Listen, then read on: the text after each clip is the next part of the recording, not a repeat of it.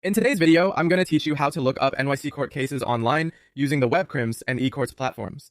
Navigating the legal landscape can be intimidating, especially if you're not sure where to start, but with a few simple steps, you can access the information you need. Let's begin by visiting the official nycourts.gov website.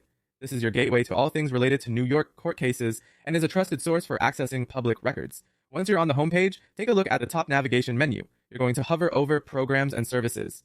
Here, you'll find various options, but the one we're interested in today is Criminal History Searches.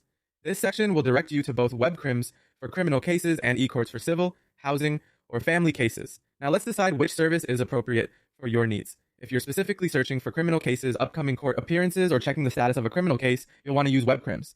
On the other hand, if your interest lies in civil matters, be it small claims, housing, or family court cases, eCourts is your go-to tool.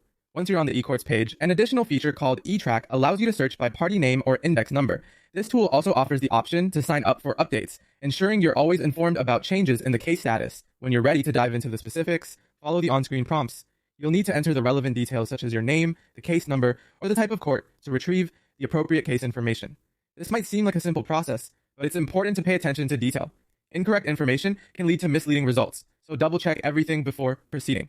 Remember, this system is designed to make public records accessible, but maintaining accuracy is crucial for personal or legal inquiries. If you're entering a case number, ensure it's correct for an efficient search. Using the court type can also help narrow down your search parameters if the case number or name yields multiple results. That's all it takes to get started with looking up NYC court cases online. It's a straightforward process once you know where to go and what to do. By following these steps, you'll be able to access the court information that's important to you, all from the comfort of your home.